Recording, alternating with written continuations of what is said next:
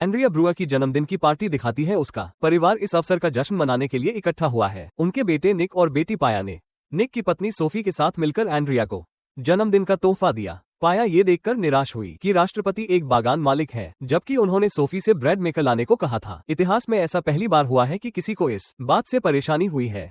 Bread maker न मिलने पर वो सोफी पर उसके विचारों के बारे में भद्दी टिप्पणियां करती है। निक अपनी पत्नी का अनादर करने के लिए उस पर गुस्सा हो जाता है और उसे तुरंत पार्टी छोड़ने के लिए कहता है। निक और सोफी के बेटे एथन और काय वयस्कों को लड़ते हुए देखकर भयभीत हो जाते हैं। पिया शर्मिंदा होकर वहां से चली जाती है और एक क्लब में जाती है। वो बहुत पीती है और जो कुछ पहले हुआ था उसे भूलने के लिए बेतहाशा नाचती है। कुछ समय बाद वो क्लब के बाथरूम में वुडी नाम के एक आदमी को मैसेज कर रही होती है जो उसके साथ मेल खाता था। एक डेटिंग ऐप वह उससे मिलने के लिए संदेश भेजती है, लेकिन जब वो फ्लश करने के लिए उठती है तो गलती से उसका फोन शौचालय में गिर जाता है। अगले दृश्य में वह अपने अपार्टमेंट में है और अपना फोन चावल में डाल रही है ताकि वो सारा पानी सोख ले और अगले दिन खुद ही मरम्मत कर ले। वह अस्पताल जाती है जहां वो एक नर्स के रूप में काम करती है। वो एक मरीज की सहायता कर रही है, जबकि वो खुद को विचलित रखने के लिए उसे ऑनलाइन दिलचस्प वीडियो दिखाता है। एक वीडियो में पाया का भाई निक एक कार्ड पकड़ रहा है जिस पर लिखा है कि मैं महिलाओं के साथ दुर्व्यवहार करता हूँ। फिर वो एक कार्ड पकड़ता है, एक अलग कार्ड जिस पर लिखा है 5 मिलियन व्यूज पर मैं मर जाऊंगा। वो पीटा हुआ और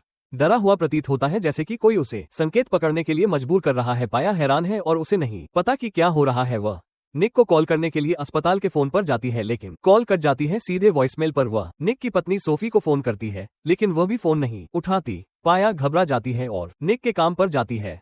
वो फिर उसके सहकर्मी मैट से उसके बारे में पूछती है। मैट का दावा है कि उसने उसे उस सुबह के बाद से नहीं देखा है जब पिया ने उसे दिखाया था वीडियो, जो मैट को चिंतित करता है। इसलिए वो अपने दूसरे से पूछता है, सहकर्मी डॉन, अगर उसने निक को देखा है तो।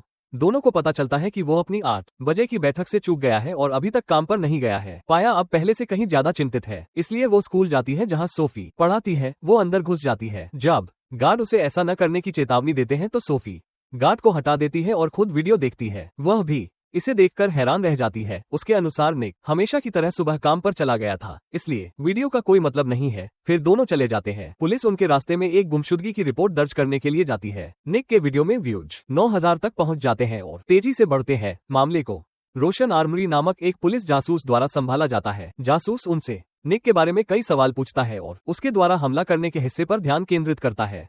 महिला सोफी शांति से उसके सभी सवालों का जवाब देती है, लेकिन पाया परेशान हो जाती है। वो और रोशन एक दूसरे को जानते प्रतीत होते हैं, लेकिन इस तथ्य पर कार्रवाई नहीं करते हैं। सोफी को अपने बड़े बेटे एथन का फोन आता है और वो अपने बच्चों के पास घर वापस चली जाती है। लड़के वीडियो देखकर व्यथित हो जाते हैं। उनके पिता एथन अपने टैबलेट पर कोशिश कर रहे हैं फाइंड माई फैम ऐप तक पहुंचने के लिए, जो दिखा सकता है कि निक कहाँ है। हालांकि ऐप उसका स्थान नहीं ढूंढ सकता क्योंकि उसका फोन बंद है। वीडियो कुछ ही घंटों में 300,000 बार देखा गया है और टिप्पणियों में हर कोई निक को एक राक्षस कह रहा है। सोफी बताती है बच्चों को अब वीडियो न देखने और फिलहाल स्कूल न जाने के लिए कहा। पाया अपने अपार्टमेंट में लौटती है और देखती है कि उसका फोन आखिरकार काम कर रहा है। उसे निक का एक वॉइसमेल मिलता है जिसमें वो पिछले दिन की उनकी लड़ाई के लिए माफी मांगता है और कहता है कि क्या ऐसी चीजें हैं जिनके बारे में उसे उससे बात करने की जरूरत है।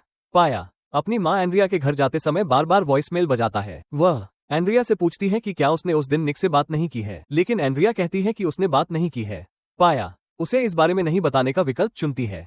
स्थिति इसलिए कि वो चिंता न करे। तभी उसे सोफी का एक संदेश मिलता है जिसमें उसे तुरंत पुलिस स्टेशन आने के लिए कहा जाता है। वहां दोनों को पता चलता है कि निक का एक और वीडियो वेबसाइट पर अपलोड किया गया है। इसमें वो एक कार्ड पकड़े हुए है जिस पर लिखा है मैं एक महिला की हत्या कर दी गई। क्योंकि मामला हत्या के जासूस के पास चला गया है, रोशन के प्रतिस्पर्धी सहयोगी जासूस जैक डेलुका को मामले की जांच करने के लिए जोड़ा गया है। वीडियो देखने के बाद पाया तुरंत पहचानता है कि पहले 2 संकेत निक की लिखावट में थे, जबकि तीसरा नहीं है। लुका का मानना है कि वीडियो एक स्वीकारोक्ति हो सकती है और महिलाओं से पूछती है कि क्या गर्दन है। हिंसक होने के लिए जाना जाता है एक क्रोधित सोफी उसे बताती है कि निक किसी भी आदमी या महिला को चोट नहीं पहुंचाएगा। पाया ने भी जवाबी कार्रवाई करते हुए कहा कि निक पीड़ित है और जासूसों को वीडियो के 5 मिलियन व्यू तक पहुंचने से पहले कुछ करना चाहिए। जब सोफी और पाया पुलिस स्टेशन से बाहर आते हैं, पाया सोफी को वो ध्वनि मेल दिखाती है जो उसे प्राप्त हुआ था और उससे पूछती है कि क्या उसे इसे पुलिस को दिखाना चाहिए, लेकिन सोफी मेल को गुप्त रखना चाहती है क्योंकि निक उसमें क्षमा प्रार्थी लग रहा है जो उनके मामले में मदद नहीं करेगा क्योंकि पुलिस को पहले से ही उस पर संदेह है। एक हत्यारा जब वे बात कर रहे होते हैं, सोफी को एक पत्रकार का फोन आता है जो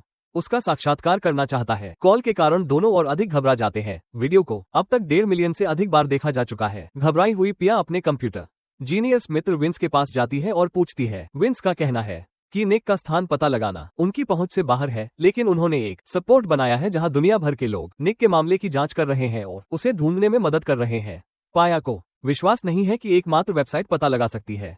उसके भाई ने मदद की सराहना की। उसके बाद वह निक के घर जाती है और बाहर एक रिपोर्टर उसके पास आता है। पाया उसे निजी संपत्ति से बाहर रहने के लिए चिल्लाती है और अंदर जाती है। निराश एंड्रिया उससे निक के लापता होने की बात छिपाने के लिए उससे भिड़ जाती है। वो माफी मांगती है और निक के बेटे इथन का हालचाल लेती है, जो इस संकट के समय में शांत और खेलता हुआ दिखाई देता है। जब पाया अपने अपार्टमेंट में वापस जाती है, वीडियो अपनी लोकप्रियता के कारण खबरों में आ चुका होता है। अचानक उसका हैकर मित्र विंस महत्वपूर्ण जानकारी के साथ वहां पहुंच जाता है। वहां मौजूद लोक सपोर्ट ने पृष्ठभूमि में प्रतीकों का विश्लेषण करके पाया है कि वीडियो एक विशिष्ट प्रकार की डिलीवरी वैन में लिया गया था। पिया विंस को धन्यवाद देती है और सबूत लेकर पुलिस के पास जाती है। वे ट्रैफिक कैमरों के माध्यम से विशिष्ट वैन की तलाश शुरू करते हैं, जबकि पाए बाहर उसका इंतजार करती है। निक द्वारा सहकर्मी मैट थोड़ी देर बाद वेबसाइट को रिफ्रेश करता है और देखता है कि व्यूज 5 मिलियन तक पहुंच गए हैं। तभी रोशन और अधिकारी ये दावा करते हुए बाहर आते हैं कि उन्होंने वैन ढूंढ ली है। हर कोई जल्दी से एक स्वाट टीम के साथ स्थान पर पहुंचता है, केवल ये पता लगाने के लिए कि वैन कहाँ है। वैन खाली है। वे इलाके के चारों ओर खोज करते हैं, लेकिन अंत में कुछ नहीं मिलता है। पुलिस इस निष्कर्ष पर पहुंचती है कि गर्दन वैन में नहीं थी जब इसे पुलिस स्टेशन में वापस निपटाया गया था। लुका मामले में शामिल सभी अधिकारियों को कार्य सौंपता है, लेकिन रोशन को बाहर कर देता है क्योंकि वह हत्या विभाग से नहीं है और उसकी सेवाओं की अब कोई आवश्यकता नहीं है। जब रोशन जवाबी कार्रवाई करने की कोशिश करता है, लुका उसे सोफी के साथ उसके घर चलने के लिए कहता है। उसके घर के बाहर सोफी को रिपोर्टर घेर लेते हैं। रोशन उसे अंदर ले जाता है, ये देखने के लिए कि घर में कई सबूतों के लिए जांच की जा रही है।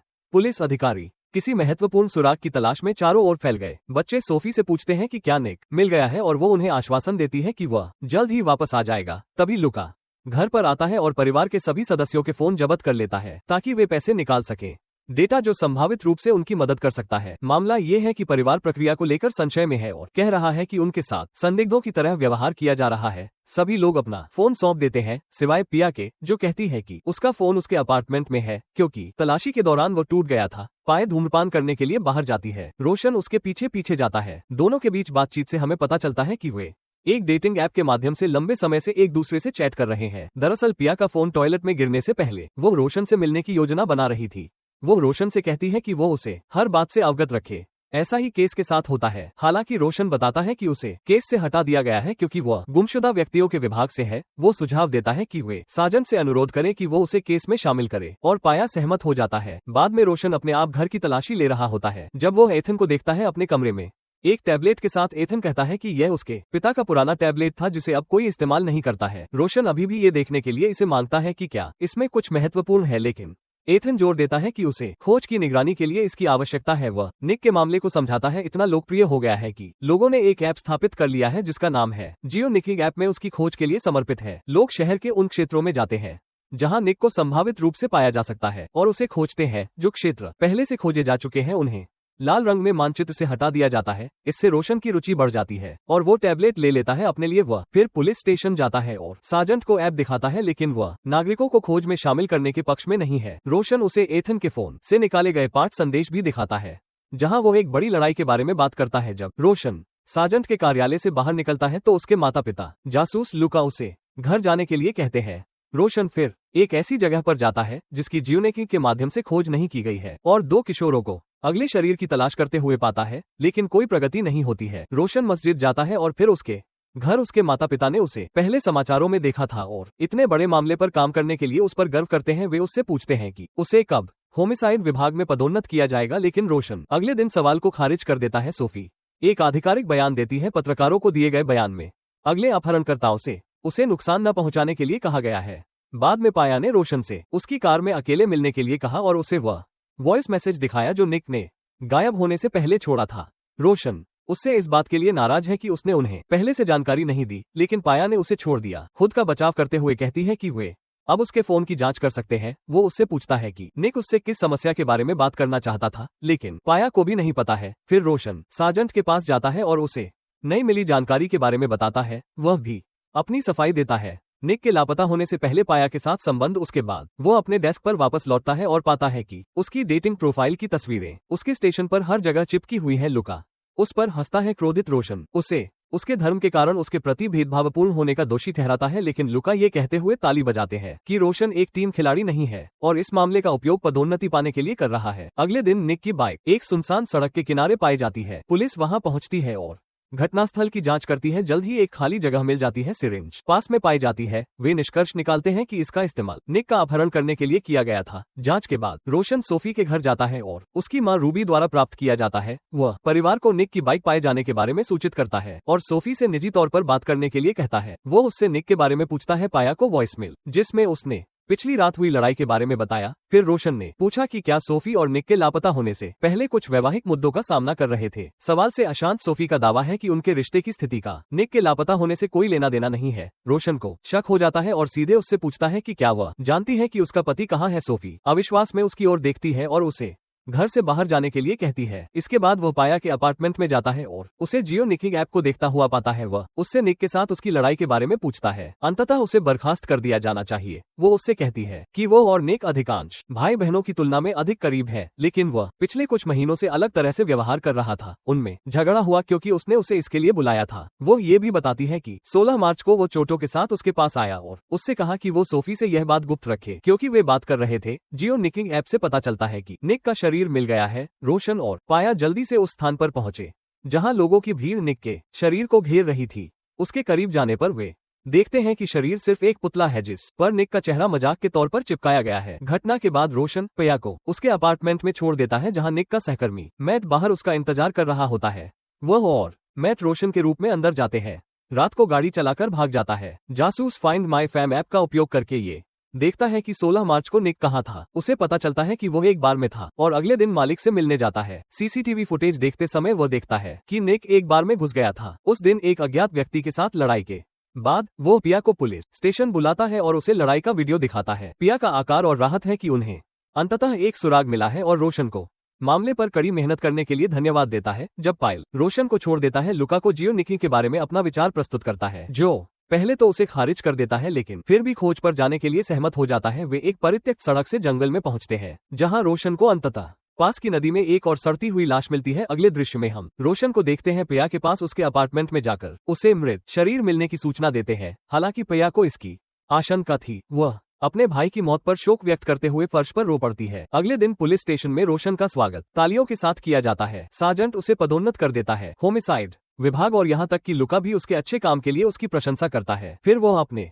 सहकर्मी को काम करते समय सोफी के सामाजिक कार्यों को देखने में मदद करता है। रोशन एक आदमी के साथ सोफी की तस्वीर देखता है जो उस आदमी जैसा दिखता है जिसके साथ निक का बार में झगड़ा हुआ था। हैरान रोशन दोबारा जांच करता है और पुष्टि करता है कि यह वही आदमी है। अगले दृश्य में हम पुलिस स्टेशन में सोफी को देखते हैं। रोशन आधिकारिक तौर पर उसे अपने पति की मौत की सूचना देता है। वह खबर सुनकर स्तब्ध रह जाती है और पुलिस से पूछती है जासूस वो कैसे मर गया। लुका ने खुलासा किया कि उसके सिर में चोट लगी थी लेकिन मौत का कारण अभी तक पुष्टि नहीं हुई है। वह एक आंसू बहाती है और उनसे पूछती है कि कौन जिम्मेदार था। लुका फिर उसे आदमी के साथ निक की लड़ाई का फुटेज दिखाता है और सोफी से पूछता है कि क्या वो सोफी उसे जानती है, जिससे उन्हें आश्चर्य होता है कि वो झूठ बोलती है और कहती है कि वो नहीं जानती। फिर उसे एक साथ उनकी तस्वीर दिखाई जाती है, इसलिए सोफी अंततः स्वीकार करती है कि वो आदमी उसका पूर्व सहयोगी कर्टिस हैमिल्टन है। वो दावा करती है कि वे सिर्फ दोस्त और सहकर्मी है, लेकिन उसके पहले रिश्ते के बाद झूठ जासूसों को विश्वास करना कठिन लगता है। बाद में वो घर लौटती है और अपने पूरे परिवार को बैठाती है। वो अंततः बच्चों को बताती है कि उनके पिता घर वापस नहीं आ रहे हैं। वे सभी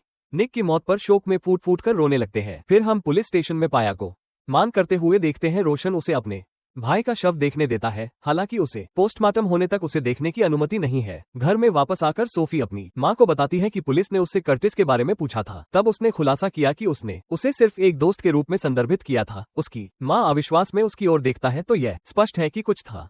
दोनों के बीच चल रही बातचीत में सोफी रोते हुए कहती है कि अगर कर्टिस ने निक को मारा है तो यह उसकी गलती होगी। जब वे बात करते हैं तो पाया घर पर आती है और पूछती है कि क्या वह रात के लिए सो सकती है। सोफी उसे आमंत्रित करती है, लेकिन कर्टिस के बारे में उसे कुछ नहीं बताती है। फिर हमें निक और सोफी की आखिरी शादी की सालगिरह का फ्लैशबैक दिखाया गया। उन्होंने एक पार्टी रखी थी जिसका उन्होंने पूरा आनंद लिया, लेकिन इसके अंत में सोफी को कर्टिस से एक संदेश मिला जिसमें कहा गया था कि वह उसके बारे में सोचना बंद नहीं कर सकता। ये देखने के बाद सोफी का व्यवहार बदल गया। उस रात का पाठ उसने कर्टिस के साथ अपने 3 महीने के संबंध के बारे में साफ कर दिया। निक वर्तमान समय में उस पर बहुत क्रोधित था। सोफी घर से बाहर निकलती है और कर्टिस को देखने जाती है। वह उसे देखकर चौंक जाता है लेकिन उसे अंदर बुलाता है। वह सब कुछ स्वीकार करता है जो हो रहा है। सोफी के जीवन में एक और घटना घटी और उससे पूछा कि क्या वह ठीक है। सोफी ने इसके बजाय उससे पूछा कि उसने निक से बिना बताए मुलाकात क्यों की।